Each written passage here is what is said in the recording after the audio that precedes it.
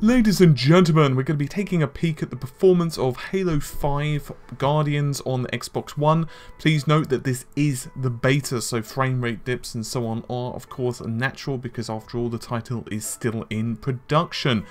There is a lot more to find in the article if you want to check that out where we go into much more detail. That is of course naturally linked in the video's description. So I'm going to be going through my thoughts and opinions of the game so far.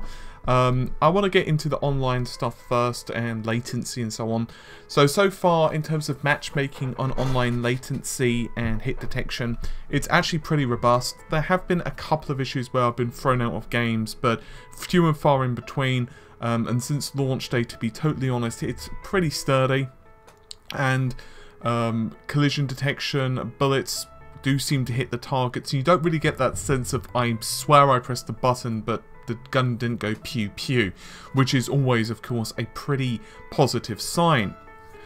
So, Halo 5 is running at 720p with a target frame rate of 60 FPS. And obviously the 720p is a bit of a disappointment for many, but we are getting the feeling, and you can definitely tell that just by playing the beta and when we've been going through the footage, the resolution is most likely not the deciding factor on the performance. In other words, the GPU is actually not the thing that's holding back the frame rate. The reason I say that is because frame rate dips are actually a bit random. For example, you can be reloading weapons and you'll notice that the frame rate will dip, but in the middle of combat, you can be shooting, say, a couple of enemies, and sometimes the frame rate will hold up just fine. Similarly, however, you can go around a corner, or even just be basically kind of cowering behind something, and frame rate will go down. And there are other issues when you pick up weapons and so on and so forth. That tells me rather evidently that, well, the game still has bugs, which isn't really a surprise. Who knows what the final round of development will bring, but at the moment there is definitely frame rate drops, which can be a bit of a concern when you consider that we are using only 4v4 Slayer.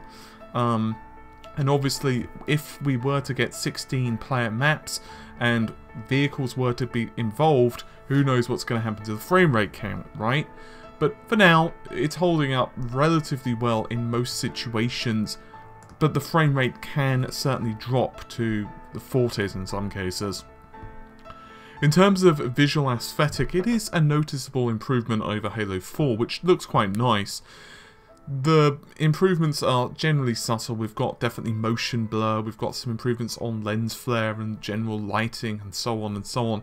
And it looks quite nice, it looks quite subtle. And I've shown it to a couple of friends who aren't too technically inclined. They're gamers, but you know, they don't know too much behind the hood. And they've said, well, yes, it does look quite noticeably improved. However, at the moment, from a pure aesthetical choice, the 720p is a bit of a problem.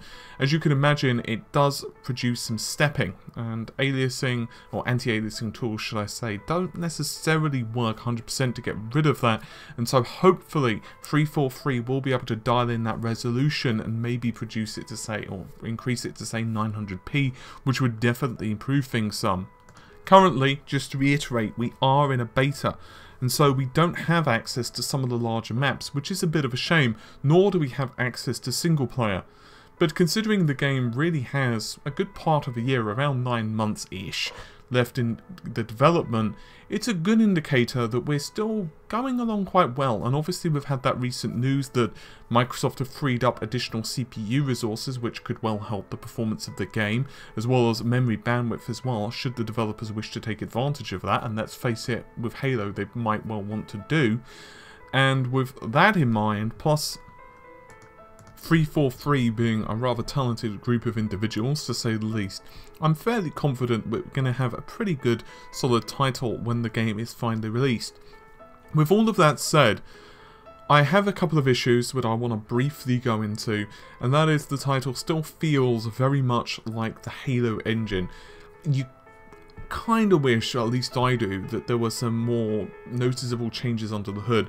And while it's kind of nice that you can dash, you can air dash, you can, let's say, climb up ledges and so on, that's all great, but it definitely feels a little bit like Halo that we all know and love, with extras, and that's a bit of a shame. I do feel that the engine maybe could be pushed a bit more next generation, but once again, the fact that it is still beta, who knows what really we're going to be seeing at the end of it.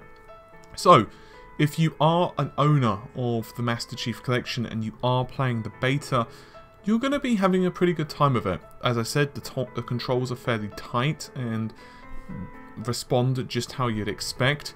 Maps are quite varied and look rather beautiful, but currently the random frame rate drops and the lower than what we really would like internal rendered resolution are definitely putting a bit of a dampener on other improvements, such as I mentioned just a few seconds ago, improvements to lighting, improved texture quality and so on from the other Halo releases. But with all of that said, if you want more information, you can go ahead and check out the full written article, which is once again linked in the video's description. I'm going to leave you guys to it. Hopefully you've enjoyed the rest of the video. I'll see you soon. Take care, and if you can like, comment or subscribe, that would be mighty appreciated. Take care. Bye for now.